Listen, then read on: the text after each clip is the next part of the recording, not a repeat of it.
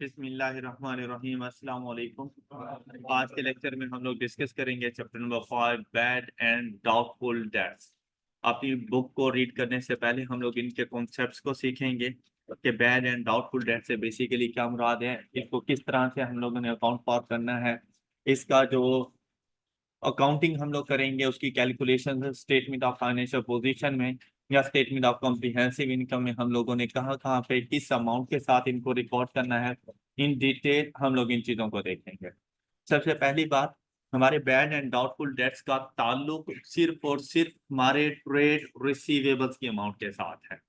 Bad and doubtful date का ताल्लुक हमारे ट्रेड रिसीवेबल्स के साथ है। अगर आप लोग देखें कि हम लोग जो ट्रेड रिसीवेबल्स अकाउंट बनाया करते थे, एक जर्नल सा अगर हम लोग अकाउंट बनाए अपने पास ट्रेड रिसीवेबल्स का, तो वो हमारे पास कुछ इस तरह से होता था। ट्रेड रिसीवेबल्स जो मैक्सिमम चीजें हम लोग इसमें अकाउंट फॉर कर सकते हैं वो हमारे पास कुछ ऐसी होती थी।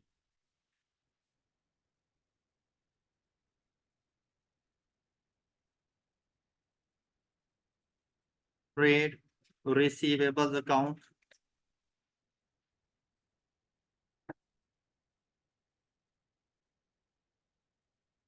ट्रेड रिसीवेबल्स हमारे पास हमारे एसिड्स हैं, करंट एसिड्स में इनकी रिकॉर्डिंग होती है। तो इनका जो ओपनिंग बैलेंस हमारे पास होता है और बैलेंस शीट से ताल्लुक रखते हैं, तो इसीलिए इनके बैलेंस ब्रॉट डाउन और कैरीड डाउन आपको मिलेंगे। इनका जो हमारे पास ओपनिंग बैलेंस होता है वो हमेशा एसिड्स अकाउंट की डेबिट साइड पे रिकॉर्ड किया जाता है, और इनका जो क्लोजिंग बैलेंस हमारे पास होता है वो हमेशा acids account trade receivables account की क्रेडिट साइड पे हम लोग रिकॉर्ड किया करते हैं, कुछ इस तरह से। अब अपनी तरफ से कुछ सपोज्ड वैल्यूज हम लोग लेते हैं कि मेरे पास जो ओपनिंग रिसीवेबल्स का बैलेंस था, से कि वो 3000 रुपीज का था। ये मेरे पास ओपनिंग रिसीवेबल्स का बैलेंस आ गया। उसके बाद हमने देखना है कि ड्यूरिंग द ईयर हम अपने रिसीवेबल्स के साथ कौन कौन सी एडजस्टमेंट्स किया करते हैं, क्या क्या अकाउंटिंग ट्रीटमेंट्स हैं जो रिसीवेबल्स के अकाउंट में डेबिट या क्रेडिट होती हैं। तो अगर यहाँ पर देखें तो सबसे पहली जो ट्रीटमेंट हमारे पास आती है वो होती है क्रेडिट सेल। तो क्रेडिट सेल्स की हमारे पास एंट्री क्या हुआ करती है, receivables account debit and sales account credit. तो हम लोग रिसीवेबल्स अकाउंट बना रहे हैं, तो रिसीवेबल्स अकाउंट की डेबिट साइड पर हम लोगों ने रिकॉर्ड करना है सेल्स, से क्या हम लोग कह देते हैं 20,000 रुपीज। हम लोगों ने during the year credit sales की, वो हमारे रिसीवेबल्स अकाउंट की डेबिट साइड पर आ जाती है। इसके बाद हम लोगों ने देखना है कि और कौन सी ऐसी एडजस्टमेंट्स है जो हमारे रिसीवेबल अकाउंट में आ सकती है। ऐसा भी हो सकता है कि सेल्स रिटर्न हो गई, हमारे कस्टमर्स ने, हमारे रिसीवेबल्स ने हमें कुछ सेल्स की अमाउंट वापस कर दी हो, तो सेल्स रिटर्न की जर्नल एंट्री हमारे पास क्या होती है, sales return account debit and receivables account. तो सेल्स रिटर्न हम लोग यहाँ पे लिखेंगे। ठीक है, हम लोगों ने 500 रुपीज की सेल्स रिटर्न हो गई, जी यहाँ पर हम लोगों ने एडजस्टमेंट कर दी। इसके अलावा और कौन सी ऐसी एडजस्टमेंट हो सकती है जो कि हम लोग यहाँ पे रिकॉर्ड कर सकते हैं। मेरे रिसीवेबल्स ने मुझे चेक की फॉर्म में पेमेंट कर दी, चेक की फॉर्म में पेमेंट की, तो साथ में मैंने उनको डिस्काउंट भी अलाउ किया। तो जो चेक की फॉर्म में पेमेंट मिलेगी नेट अमाउंट, वो आप लोगों ने अपने पास रिकॉर्ड करनी है। बैंक की सिचुएशन में उसकी जर्नल एंट्री बनती है bank account debit and receivables account. हमने इनसे 10,000 रुपीज रिसीव कर लिए, साथ में हमने इनको डिस्काउंट अलाउ किया। तो इसके लिए हमारे पास जो जर्नल एंट्रीज बनेगी वो बनेगी discount allowed account debit and receivables account credit. Suppose कि हमने इनको 1,500 रुपीज का डिस्काउंट अलाउ कर दिया। क्या इसके अलावा कोई और एडजस्टमेंट्स है जो हमें यहाँ पे रिकॉर्ड करनी चाहिए। Contra settlement, Contra settlement during the year अगर आपको पता चल जाती है तो आप कॉन्ट्रा सेटलमेंट रिकॉर्ड कर सकते हैं। कॉन्ट्रा सेटलमेंट की एंट्री क्या हुआ करती है हमारे पास, payables account debit and receivables account credit. तो रिसीवेबल्स अकाउंट की क्रेडिट साइड पर आपने यहां पे लिखना है ट्रेड पेएबल, तो कि ये भी आपके पास 500 की अमाउंट के साथ है, ट्रेड पेएबल। हाँ जी, क्या इसके अलावा कोई और एडजस्टमेंट्स जो आपको लगे कि आपके रिसीवेबल्स की अकाउंट में आनी चाहिए? जी, दिस ऑनर चेक, जो चेक आप लोगों ने रिसीव किया थे अपने रिसीवेबल से, उसमें से कोई एक चेक डिसऑनर हो गया, तो डिसऑनर चेक की जर्नल एंट्री हमारे पास क्या होती है? Receivables account debit and bank account credit. तो आप लोगों ने यहां पे आके रिकॉर्ड करना है।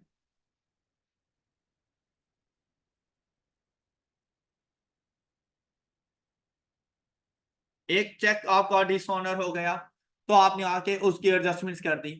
जी, इसके अलावा और कोई एडजस्टमेंट्स वगैरह जो आपको लगे कि हमें यहाँ पे रिकॉर्ड कर देनी चाहिए? नो? तो आप लोग जाकर अपने पास क्लोजिंग बैलेंस फाइंड कर लेते थे। तो क्लोजिंग बैलेंस आपके पास किस तरह से यहाँ पर आएगा?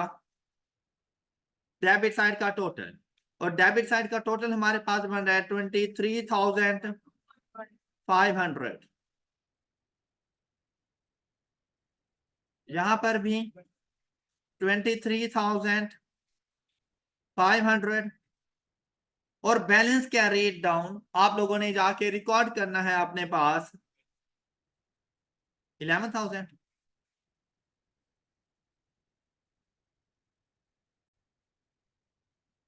इससे पहले बेटा हम लोग इतना सा काम करते थे और अपने रिसीवेबल्स को 11,000 के अमाउंट के साथ जाके अपने ट्रायल बैलेंस में लिख देते थे, और हम लोग कहते थे कि हमारे रिसीवेबल्स 11,000 के हैं। वहां से ये रिसीवेबल्स आते थे और बैलेंस शीट में हमारे करंट एसेट्स का पार्ट बन जाते थे। ऐसे ही था ना? अब इस चैप्टर ने इसके बारे में जरा मजीद रोशनी डाली। उसने डिस्कस किया, उसने कहा यार ये जो तुम 11,000 लिखने जा रहे हो, सबसे पहले तो तुम्हें पता होना चाहिए कि प्रूडेंस कॉन्सेप्ट क्या है। इस चैप्टर ने कहा सबसे पहले अकाउंटिंग का कौन सा concept?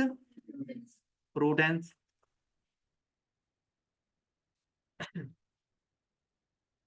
Prudence concept, prudence concept आप लोगों ने अपने इनिशियल चैप्टर्स में भी रीड किया था।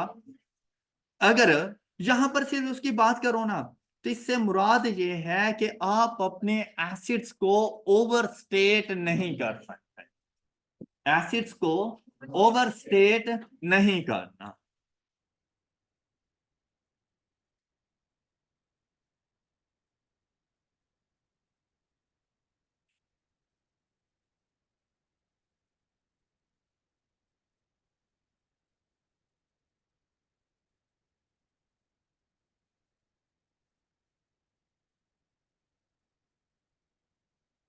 और लाइबिलिटीज को अंडरस्टेट नहीं किया जा सकता।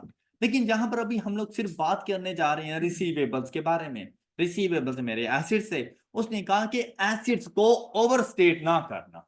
मैंने कहा यार ओवरस्टेट तो नहीं किया हुआ, 11,000 ही बनते हैं जो मैंने बता दिए। कहते हैं अच्छा जरा मुझे इनकी डिटेल्स बताओ कि ये जो 11,000 है ये कौन कौन है।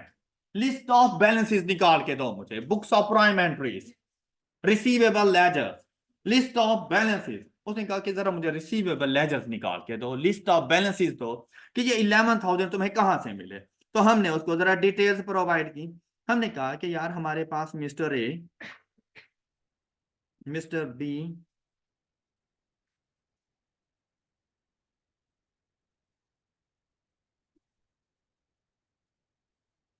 इस किस्म के हमने उसे बताए, और इनके साथ जो अमाउंट ड्यूज थी वो कुछ इस तरह से थी।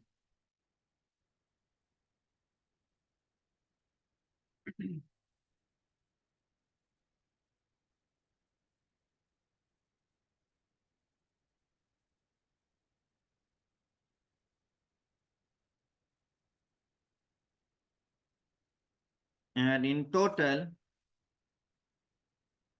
11,000। अच्छा, जैसे ही मैंने उसको लिस्ट ऑफ बैलेंसेस दी, अब उसने मुझे एडिशनल इंफॉर्मेशन देना शुरू कर दी। क्या ये टोटल 10 बन रहा है?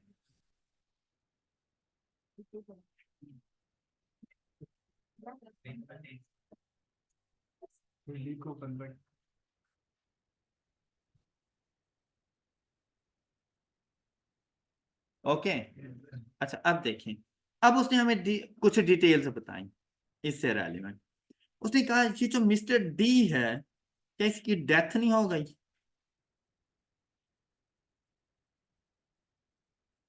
मिस्टर डी, क्या इसकी डेथ नहीं हो गई? हमने कहा हाँ इसकी तो डेथ हो गई। कहते हैं क्या वारिसों में से कोई मौजूद है जो तुम्हें ये 500 रुपए दे सके? मैंने कहा नहीं। कहता है क्या फिर ये तुम्हारा रिसीवेबल है? तो मैंने कहा नहीं, रिसीवेबल तो फिर नहीं होगा क्योंकि इसके तो पैसे देने वाला कोई है नहीं। कहता है जब है ही नहीं तो तुमने अपना रिसीवेबल कहाँ से लिखा है? तुम फ्यूचर में कहाँ से रिसीव करोगे? ऑल राइट, तो 11,000 तो ना बना। कहता है ये बैलेंस तुम जाकर राइट ऑफ करो।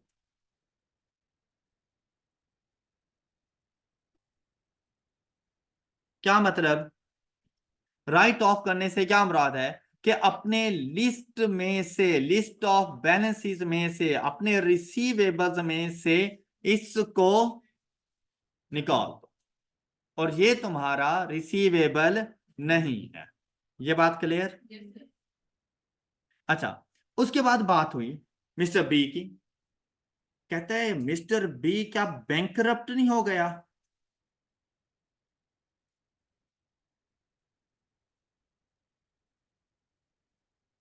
बैंकरप्ट, दिवालिया, मतलब जिसके एसेट्स उसकी लायबिलिटी से कम हो गए हैं।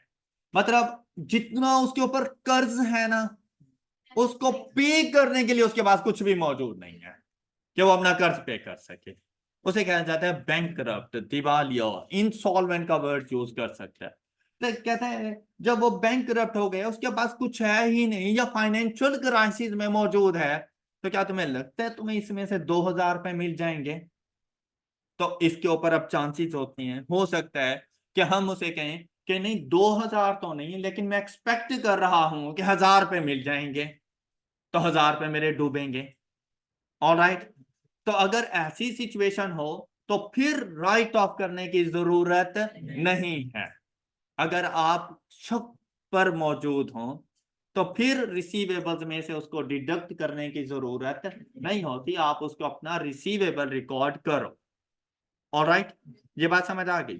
बाकियों के बारे में कहता है कि mister G, he is a good person और वो तुम्हें टाइम पर तुम्हारे सारे के सारे रिसीवेबल्स पे कर देता है, तो इसके ऊपर हमें किसी किस्म का कोई शक नहीं है। उसने कहा है कि तुम अपने रिसीवेबल्स में से देखो कि कौन से ऐसे रिसीवेबल्स हैं जिन पर तुम्हें शक है कि शायद यह मुझे अमाउंट पे ना करें, और वो भी देखो जिन पर तुम्हें यकीन है कि इनसे मुझे अमाउंट रिसीव नहीं होने वाली। कहते हैं इन दोनों को अलग अलग देखो, इनका एनालिसिस करो, अपने रिसीवेबल्स का एनालिसिस करो। तो जब हम लोगों ने हर रिसीवेबल का अलग अलग एनालिसिस किया तो हमें कुछ ना कुछ इंफॉर्मेशन मिल गई। इन इंफॉर्मेशन से हमें पता चला कि हमारे रिसीवेबल्स में 11,000 की अमाउंट में एक रिसीवेबल शामिल है जिससे 500 की अमाउंट ड्यू है और उसके डेट को राइट ऑफ करना है because he is no more. All right, बाकियों के बारे में आपको इंफॉर्मेशन दे देगा कि भाई आपके पास जो मिस्टर बी है वो बैंकरप्ट हो चुका है और 50% अमाउंट आप इसे रिसीव कर सकते हो। जो मिस्टर जी है, ही इज अ गुड पर्सन, इससे आपको टोटल अमाउंट मिल जानी है। और जो बाकी आपके रिसीवेबल्स हैं, जर्नल, अदर रिसीवेबल्स, कहता है उनके ऊपर आप अपनी पास्ट हिस्ट्री के मुताबिक 5% शक की बुनियाद पर अलग कर लो। 5% शक की बुनियाद पर अलग कर लो कि आपके अगर सपोज के 100 रुपए के रिसीवेबल है ना, तो उनमें से 5 रुपए आपको रिसीव नहीं होने वाले। क्या ये बातें समझ आ गई आप लोगों को? अब आपको करनी पड़ेंगी एडजस्टमेंट्स। अब आप 11,000 रुपीज जाकर रिकॉर्ड नहीं कर सकते। अब एडजस्टमेंट कैसे करनी है? एग्जाम में जो आप लोगों को इंफॉर्मेशन प्रोवाइड की जाएंगी उनमें आपको ये वाले आपने रिसीवेबल बता देगा। ये रिसीवेबल्स की अमाउंट बता देगा। बहुत कम ऐसी सिचुएशन है कि वो आपको ओपनिंग बैलेंस बताए, साथ में सेल्स बताए, रिसीव अमाउंट बताए, डिस्काउंट की वैल्यू बताए, सेल्स रिटर्न बताए, कॉन्ट्रा सेटलमेंट बताए। बहुत कम ऐसी सिचुएशन है। तो वो क्या करता है कि ड्यूरिंग द ईयर उसने जो अपना रिसीवेबल अकाउंट बनाया हुआ होता है ना, कहता है कि यार ये बातें ठीक हैं जो मैंने रिकॉर्ड की हैं, तो इसके मुताबिक मेरा रिसीवेबल कितने का बन रहा है, 11,000 का। तो आपसे कह देता है your receivable balance as 31st December 2000 something is rupees 11,000 and it is discovered that. अब उसमें एडिशनल इंफॉर्मेशन आ गई। उसमें सबसे पहला पॉइंट आ जाता है बैड डेट से रेलिवेंट, कि भाई आपका एक रिसीवेबल है नेम्ड मिस्टर डी, और उसके बारे में अब आपको इंफॉर्मेशन देगा कि उसकी डेथ हो गई, क्या बैंकरप्ट हो गया, इंसॉल्वेंट हो गया, माइग्रेटेड है, कहीं और चला गया है, नॉट ट्रेसेबल है, और फिर बताएगा कि उससे हमने अमाउंट लेनी कितनी थी। तो जिसके बारे में भी इंफॉर्मेशन होगी साथ में उसकी अमाउंट बता देगा। जैसे अगर मिस्टर डी तो कहेगा 500 रुपीज आपने उससे रिसीव करने थे, the amount due is ₹500 and you decided to write off his debt। या तो ये बात करेगा या फिर कहेगा and you decided to create a provision। जहां पे शक होता है ना वहां पे प्रोविजन का अकाउंट आ जाता है, and made a provision of 50% of his debt, या 70%, 30, कोई ना कोई परसेंटेज फिर आपको बता देता है। तो आपने इसकी कैलकुलेशंस कैसे करनी है?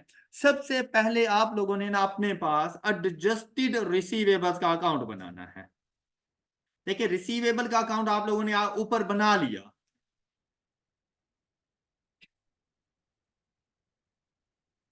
Receivables account adjusted.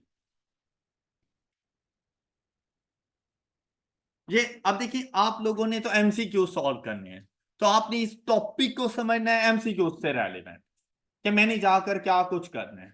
तो आप लोगों ने जो एडजस्टेड रिसीवेबल्स का अकाउंट बनाना है ना भाई, ये आपके लिए बहुत सिंपल है, लेकिन आपने अपने रिसीवेबल्स को एडजस्ट जरूर करना है। किसके अगेंस्ट? बैड डेट्स के अगेंस्ट।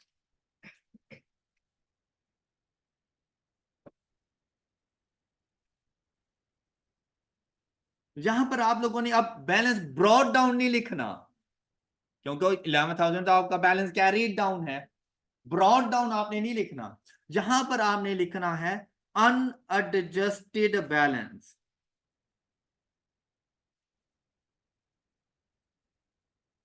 और अनएडजस्टेड बैलेंस की अमाउंट क्या है आपके पास? 11,000। आप लोगों ने ये यहां पे रिकॉर्ड कर दिया 11,000। जो भी क्लोजिंग बैलेंस आपको उठा के देगा, आपने एडजस्टेड रिसीवेबल्स अकाउंट की डेबिट साइड पर उसको लिखना है एज अनएडजस्टेड बैलेंस। ये बात क्लियर? अब आपने इसको एडजस्ट करना है, इसको आपने एडजस्ट करना है उन चीजों से रेलिवेंट जो आपके रिसीवेबल्स अकाउंट में जा सकती हैं। जैसा कि उसने आपको एक चीज बताई कि 500 को जाकर राइट ऑफ कर दो, 500 को जाकर राइट ऑफ कर दो। What does it mean?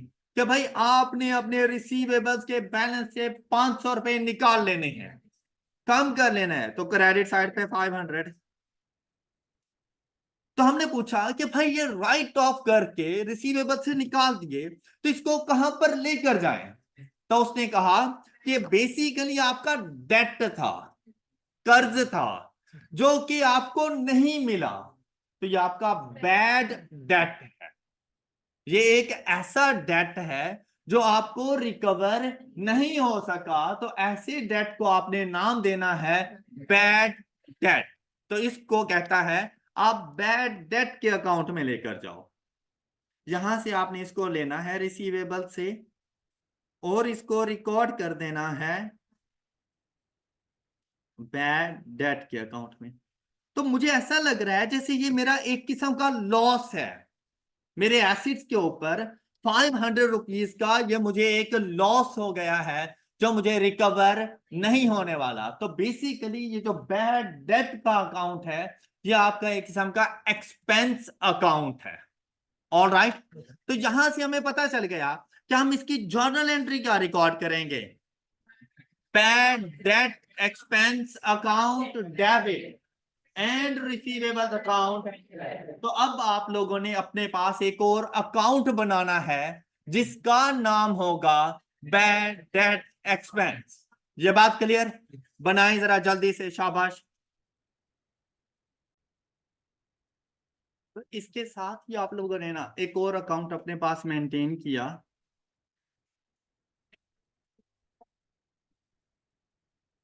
और इस अकाउंट का आपके पास नेम था bad debt expense account.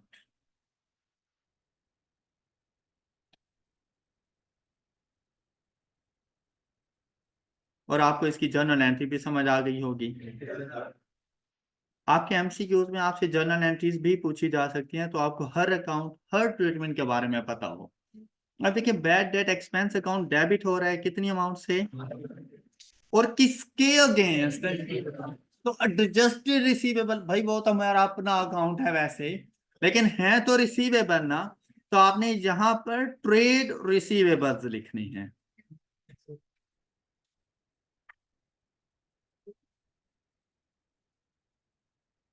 Trade receivables. यहां तक की बात क्लियर हो गई?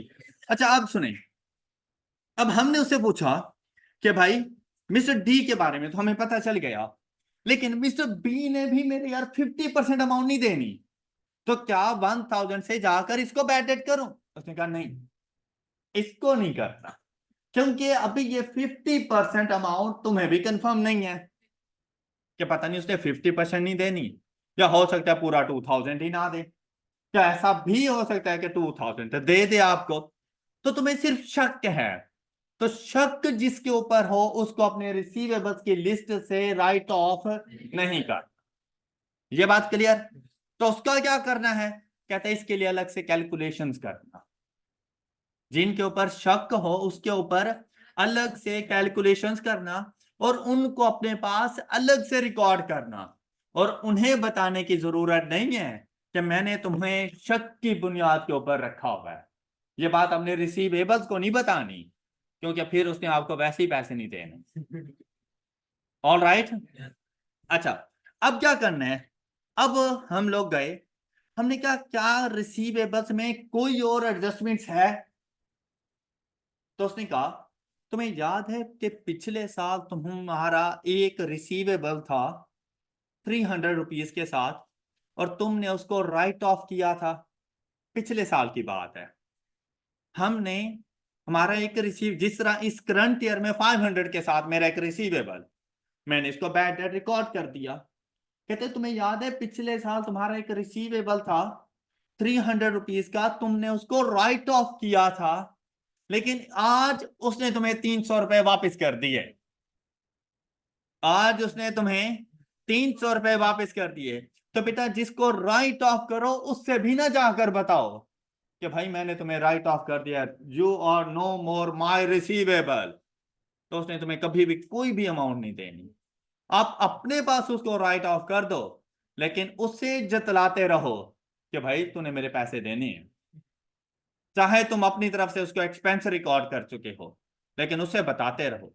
हो सकता है उसमें से कुछ ना कुछ अमाउंट रिकवर हो जाए। ऐसा भी हो सकता है कि मैंने उसको बैड डेट 500 का रिकॉर्ड किया था, लेकिन रिसीव 300 हुआ है। जो मिल रहा हो उसे ये ना कहना कि भाई तुम तो मेरे रिसीवेबल ही नहीं हो, पैसे ले लेना उससे। क्लियर? अच्छा, फिर क्या करना है? अब जैसे ही उससे अमाउंट रिसीव करोगे, तो ये बात तो कंफर्म है कि कैश या बैंक अकाउंट डेबिट। क्लियर? अच्छा, वो तुम्हारा रिसीवेबल था, अगर जब रिसीवेबल था पे करता तो रिसीवेबल क्रेडिट हो जाता, लेकिन जब पिछले साल तुम लोगों ने उसको अपना रिसीवेबल कैंसल कर दिया था, तो क्या वो आपका रिसीवेबल है? नहीं, लेकिन पैसे मिल गए।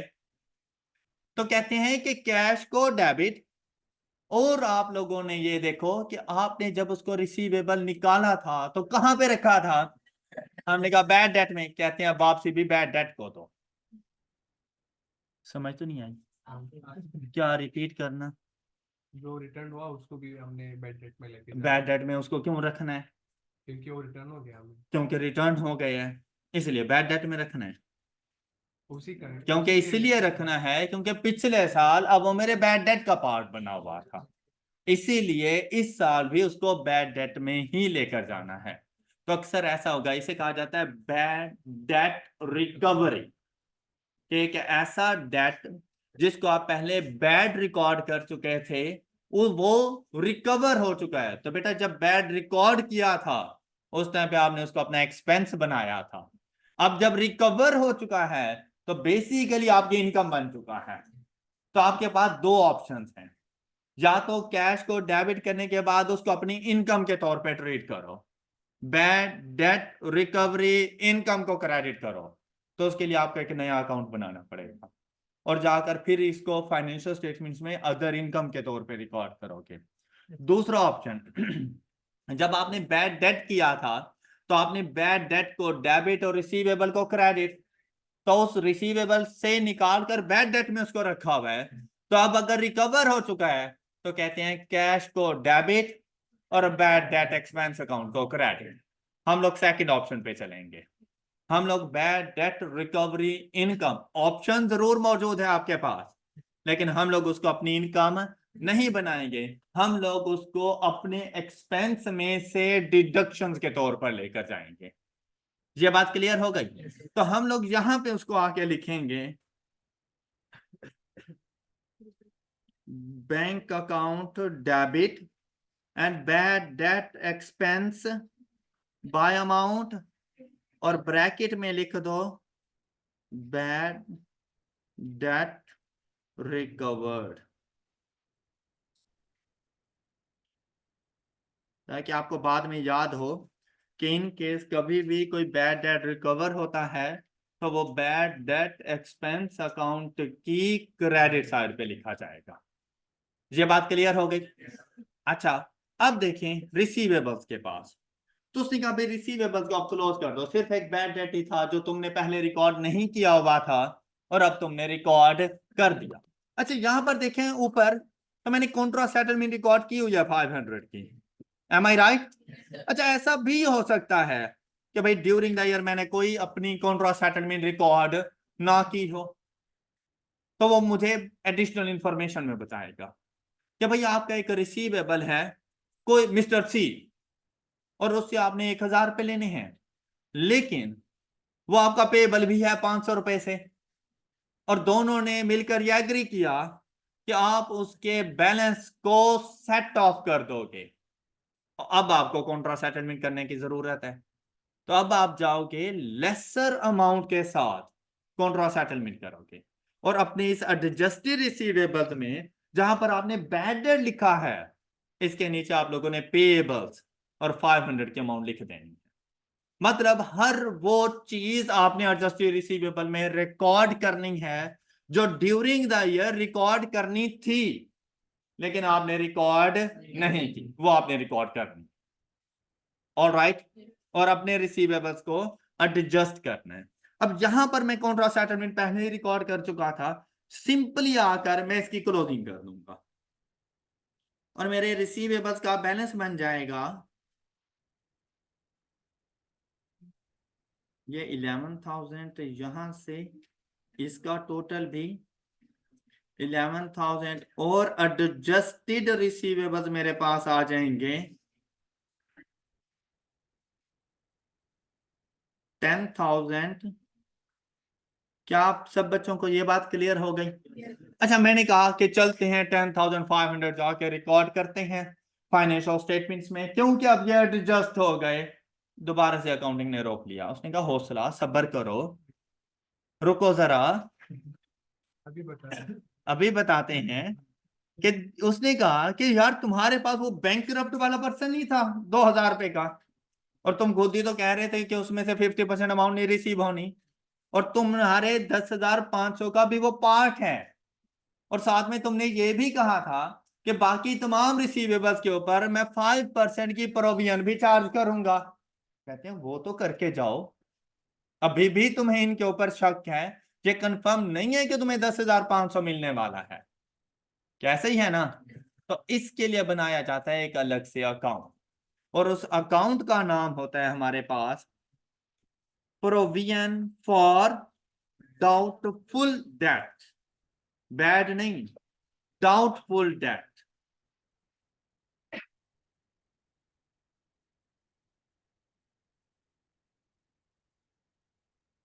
Provision for doubtful debt account.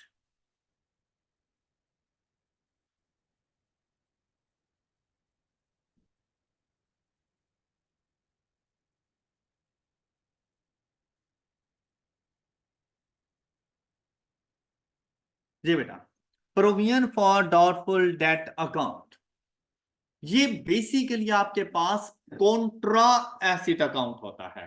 इसके साथ लिख लें, it's a Contra acid account.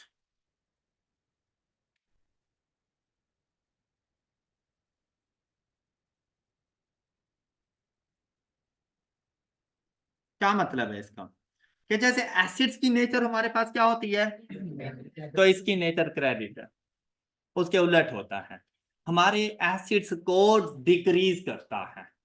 Provision for doubtful date, कौन से एसिड्स को, रिसीवेबल्स। ये रिसीवेबल से रिलेट है, तो ये हमारे रिसीवेबल्स को डिक्रीज कर देता है। इसका ओपनिंग बैलेंस मोस्टली हमें क्वेश्चन में गिवन होता है कि इसका जो ओपनिंग बैलेंस है आपके पास वो है ब्रॉट डाउन, सपोज के 1,000, कुछ भी अमाउंट हो सकती है। और इन केस अगर खुद से नहीं देगा तो बेटा ओपनिंग भी मुझे कैलकुलेट करना पड़ेगा, उसके लिए फिर वो इंफॉर्मेशन दे देगा। जिस तरह से क्लोजिंग की इंफॉर्मेशन होती है, बिल्कुल वैसे ही ओपनिंग के लिए भी इंफॉर्मेशन दे देगा। जैसे मैं क्लोजिंग बैलेंस कैलकुलेट करूंगा अभी हम सीखेंगे, वैसे ही ओपनिंग के लिए भी हम लोग इसका बैलेंस कैलकुलेट कर लेंगे, लेकिन मोस्टली सिचुएशन में ओपनिंग बैलेंस गिवन होता है। ऑल राइट, क्लोजिंग बैलेंस की आपने यहाँ पे कैलकुलेशंस करनी है। Balance carried down, working one, ये आप लोग कैलकुलेट करोगे, और ये वर्किंग ही आपके लिए सबसे ज्यादा इंपॉर्टेंट है। इधर working one calculation for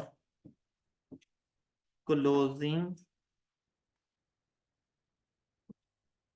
provision for doubtful debt. Provision for doubtful date का क्लोजिंग बैलेंस हम लोगों ने खुद फाइंड करना होता है। इसको कैलकुलेट करने के दो मेथड्स हैं, हम लोग अभी फर्स्ट मेथड डिस्कस करने लगे। इसे कहा जाता है डेट रिव्यू मेथड। इस मेथड को कहते रहते हैं डेट रिव्यू मेथड।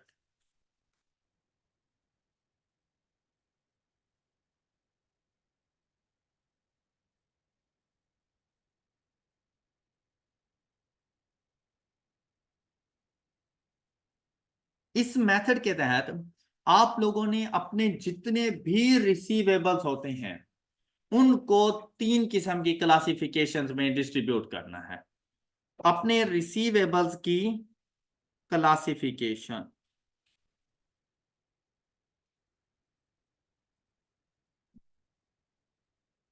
अच्छा जरूरी नहीं कि फिर हर क्वेश्चन में ये तीनों क्लासिफिकेशन मौजूद हो, लेकिन मैक्सिमम तीन ही होंगी। उसमें कौन कौन से, सबसे पहले आप ये देखो कि मेरे रिसीवेबल्स में क्या कोई गुड पर्सन मौजूद है। सेकंड, मेरे रिसीवेबल्स में क्या कोई स्पेसिफिक पर्संस हैं। एंड थर्ड वन, बाकी सारे जर्नल। ये तीन क्लासिफिकेशंस हैं, गुड, स्पेसिफिक एंड जर्नल। फिर आपने सेकंड कॉलम लिखना है अमाउंट ड्यू,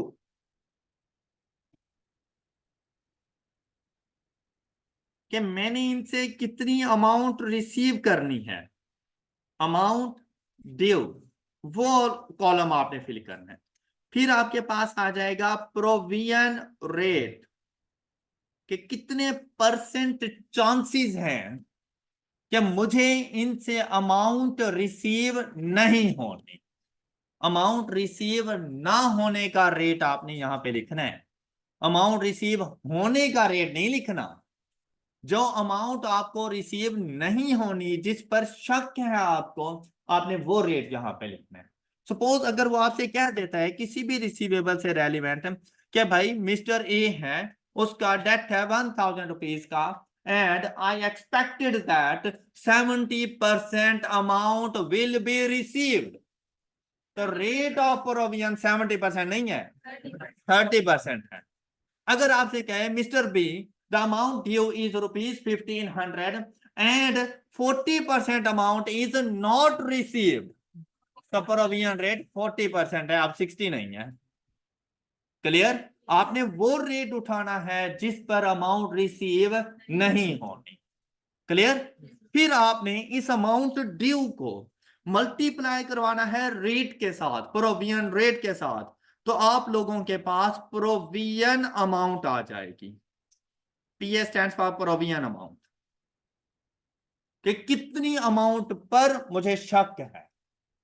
ऑल राइट। अच्छा, अब अगर हम लोग अपने डाटा के मुताबिक देखें, तो भाई मेरे पास एक पर्सन था जिसका बैलेंस गुड था, और उसका नाम क्या था? मिस्टर जी। और इसका बैलेंस कितना था? 3000। और गुड पर्सन था, तो मतलब 100% अमाउंट रिकवर हो जाएगी। तो प्रोविजन रेट 0%। तो प्रोविजन अमाउंट नील, कुछ भी नहीं। इसके ऊपर मुझे किसी किस्म का कोई शक व शुबा नहीं, इसने मुझे टोटल 3000 रुपीज पे कर देने। क्लियर? अच्छा, उसके अलावा एक और पर्सन था मिस्टर बी। ये इसको मैंने स्पेसिफिक किया था क्या भाई इससे मैंने अमाउंट रिसीव करनी है 2000 रुपीज, और ये बैंक करप्ट हो चुका है। अब मैंने फिर इसके बैलेंस को स्पेसिफिकली बताया तुम्हें अलग करके, और मैंने कहा कि इस पर 50% अमाउंट मुझे रिकवर नहीं होनी। तो प्रोविजन रेट हमारे पास, और 2000 का 50% है, तो 1000 रुपीज शक पर मौजूद है कि भाई 1000 रुपीज का मुझे शक है कि मुझे अमाउंट रिसीव। क्या इसके अलावा उसने किसी और रिसीवेबल्स को डिस्कस किया? नहीं। तो बाकी सारे के सारे जर्नल। तो जर्नल की अमाउंट हम लोग कैसे फाइंड करेंगे? आपने यहां पर लिखने हैं अपने टोटल एडजस्टेड रिसीवेबल्स। तो आपकी टोटल एडजस्टेड रिसीवेबल्स कितने थे? जी आपने यहां पे लिखनी है। प्रोविजन जो कैलकुलेट करनी है वो हम लोगों ने अपने टोटल एडजस्टेड रिसीवेबल्स के ऊपर कैलकुलेट करनी है, तो वही टोटल यहां पर आएगा। अब इसमें से गुड और स्पेसिफिक या बैलेंसेस को एलिमिनेट कर दो, तो बैलेंसिंग वैल्यू के तौर पर आपके पास जर्नल आ जाएंगे, बैलेंसिंग वैल्यू। और ये अमाउंट कितनी आ रही है आपके पास? 5500। इसके ऊपर वो आपको जर्नल प्रोविजन का रेट बताएगा। वो 2%, 3%, 4%, 5%, जो भी हो, 8%, आपने वो अप्लाई कर देना है। हमने कहा 5%, तो हम लोग यहां पर 5% ले लेंगे। तो मेरे पास ये अमाउंट आ जाएगी 225। Am I right? And the total provision amount is 1225। All right. क्या आपको ये बात समझ आ गई सब बच्चों को?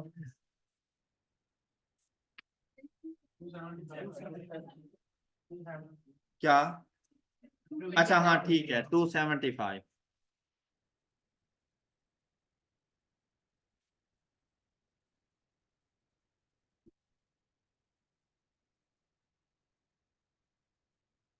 टू 1275। अच्छा अब देखें बेटा, ये है आप लोगों के पास आपके प्रोविजन अकाउंट का बैलेंस कैरी डाउन। जो कि आप लोगों ने खुद से कैलकुलेट करना है। क्या आपको ये बात समझ आ गई? क्लियर है ये बात? अच्छा देखिए, कभी कभी ऐसा होगा कि ओपनिंग बैलेंस कम, क्लोजिंग ज्यादा, जैसा कि इस सिचुएशन में है। कभी ऐसा होगा क्लोजिंग ज्यादा, ओपनिंग कम, जो मर्जी हो, आपको जरा भी फिक्र नहीं करनी। और आप लोगों ने जो भी इसका बैलेंस आए वो हमेशा चार्ज कर देना है bad debt account. Balancing value जिस साइड पर मर्जी आए आपने चार्ज कर देनी है बैड डेट अकाउंट। अब यहां से देखें, लेजर्स की क्लोजिंग करें तो डेबिट साइड का टोटल ज्यादा,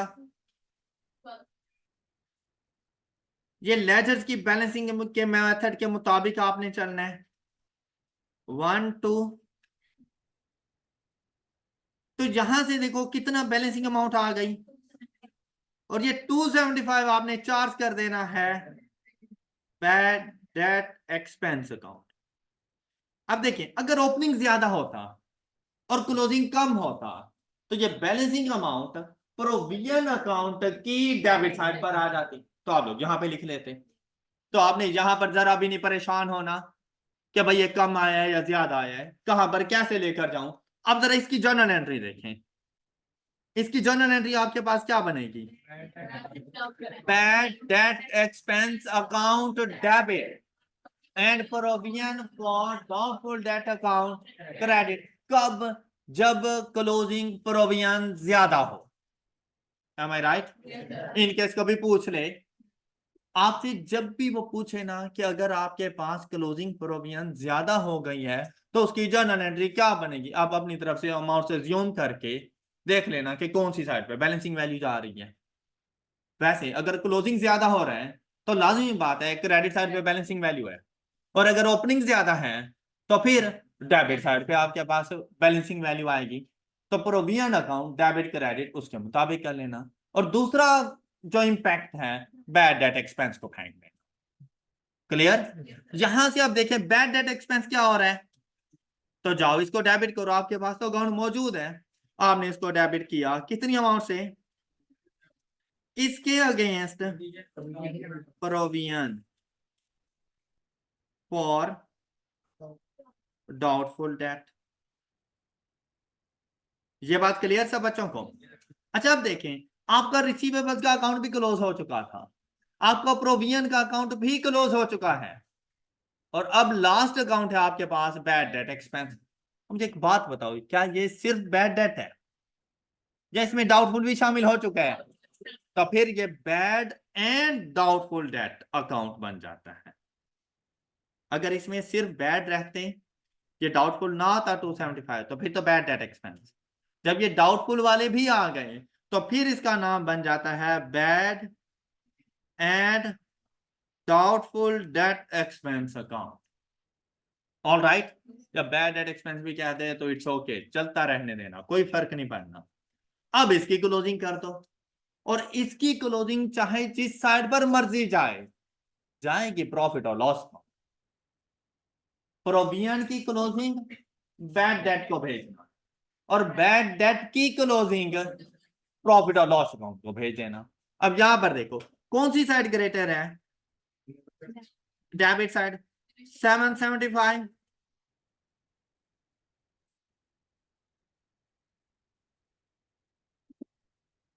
775, और यहां से 300 लेस किया तो 475। कहां चार्ज करें? प्रॉफिट और लॉस अकाउंट में। अब इस एंट्री को जरा पढ़ना, ये एंट्री क्या बनेगी हमारे पास? प्रॉफिट और loss account debit and bad and doubtful debt expense account credit. अगर प्रॉफिट और लॉस अकाउंट डेबिट हो तो वो हमेशा एक्सपेंस चार्ज होता है। अगर आपके पास बैड एंड डाउटफुल डेट की बैलेंसिंग अमाउंट इस अकाउंट की क्रेडिट साइड पर आ जाए तो ये आपके प्रॉफिट और लॉस अकाउंट में एज एन एक्सपेंस जाके चार्ज हो जाएगा। आपके ऑपरेटिंग एक्सपेंसेस में एक एक्सपेंस जाएगा bad and doubtful debt expense. कितनी अमाउंट से? 475। ये बात क्लियर?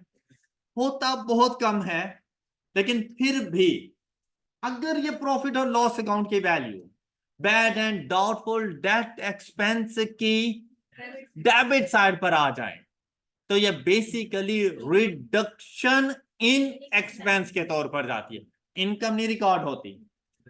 आपके जितने भी ऑपरेटिंग एक्सपेंस होते हैं उसमें से लेस हो जाती है, तो रिडक्शन इन एक्सपेंसेस के तौर पर। Got it? बात क्लियर हो गई? ये तो आपको पता चल गया कि आप लोगों ने ड्यूरिंग द ईयर प्रॉफिट और लॉस अकाउंट को क्या चार्ज करना है, लेकिन हमारी बात वहीं की वहीं है, बैलेंस शीट में करंट एसेट कितनी अमाउंट पे जाएगा। हम लोगों ने तो वही 10,500 लिखा हुआ है। तो अब आपने हमेशा ये बाजार रखनी है, कुछ क्वेश्चन होंगे जिसमें वो आपसे पूछेगा कि भाई प्रॉफिट और लॉस अकाउंट को क्या अमाउंट चार्ज करूं, तो आपने बता देना 475। और अगर कुछ क्वेश्चन हो जिसमें वो ये पूछे कि स्टेटमेंट ऑफ फाइनेंशियल पोजीशन में क्या अमाउंट जाएगी, तो भाई फिर ये इतने सारे अकाउंट्स बनाने की जरूरत नहीं है। फिर आप लोगों ने स्टेटमेंट ऑफ फाइनेंशियल पोजीशन के लिए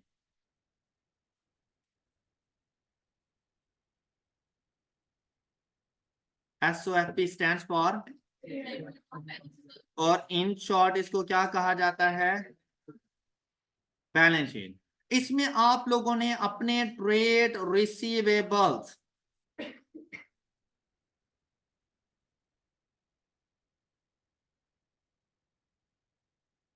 ग्रॉस अमाउंट लेनी है, मतलब एडजस्टेड रिसीवेबल्स का बैलेंस कितना था, 10,500, 10,500 रुपीज, और इसमें से लेस कर देनी है क्लोजिंग प्रोविजन फॉर, अच्छा बेटा बैलेंसिंग अमाउंट नहीं लेस करनी, ओपनिंग प्रोविजन नहीं लेस करनी, क्लोजिंग प्रोविजन इसमें से लेस करनी। और क्लोजिंग प्रोविजन ये देखो, ये हमने फाइंड की भाई, इसी के ऊपर प्रोविजन थी ना कि भाई इन 10,500 में से हमें 1,275 रुपीज का शक है कि हमें नहीं मिलना, तो उसने कहा कि इसको लेस कर दो, इसमें से लेस कर दो 1,275, और आपके पास वैल्यू आ जाएगी 9,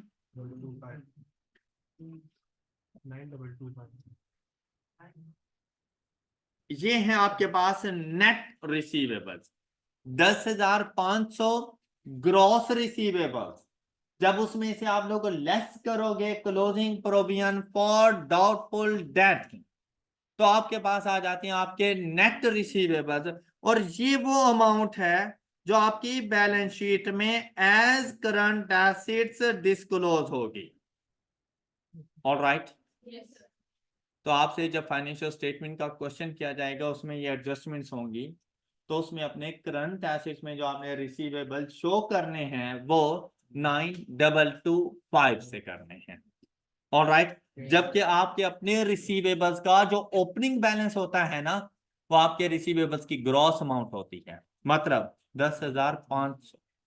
अगले साल के लिए आपके रिसीवेबल्स का ओपनिंग बनेगा 10,500। ओके, और प्रोविजन का ओपनिंग बनेगा 1,275 नेक्स्ट ईयर के लिए, कमिंग ईयर के लिए। ऑलराइट? इतना सा है हमारे पास bad and doubtful debt expense account. I hope कि ये बातें आप लोगों को समझ आ चुकी होंगी। अब आप लोगों ने आपकी जो स्टडी टेस्ट है, इस स्टडी टेस्ट में चैप्टर नंबर 5 का सेल्फ टेस्ट सॉल्व कर, और उसमें क्लोजिंग प्रोविजन का एक मेथड रहता है एजिंग एनालिसिस। अगर उससे रेलिवेंट कोई क्वेश्चन आप लोगों के पास आ जाए तो आप उसे स्किप कर सकते हैं, अदरवाइज बाकी सारे क्वेश्चन आप लोग सॉल्व करने की सलाहियत रखते हैं। तो आप लोगों ने इसके सेल्फ टेस्ट को सॉल्व करके आना है और बाकी सारे क्वेश्चन बिल्कुल ऐसे हैं जैसे आज हम लोगों ने डिस्कशंस की हैं, सेम ऐसे ही। क्या आपने प्रोविजंस के अकाउंट बनाने हैं, ओपनिंग क्लोजिंग उनके देखने हैं, और बताना है प्रॉफिट और लॉस अकाउंट को कितना चार्ज करूं, स्टेटमेंट ऑफ फाइनेंशियल पोजीशन में मेरे रिसीवेबल्स कितने जाएंगे। तो आपने मैक्सिमम क्वेश्चंस को सॉल्व करके आना है इसमें से। ऑलराइट? अच्छा, एजिंग एनालिसिस जैसे कि क्वेश्चन नंबर 9, ये एजिंग एनालिसिस है, तो इसको आज के लिए स्किप कर सकते हो। तो वो कॉन्सेप्ट हम लोग कल के लेक्चर में डिस्कस कर लेंगे, साथ में ऑब्जेक्टिव बेस्ड क्वेश्चन की डिस्कशन हो जाएगी। That's all for today. अपना बहुत सा ख्याल रखिएगा। अल्लाह हाफ़िज़।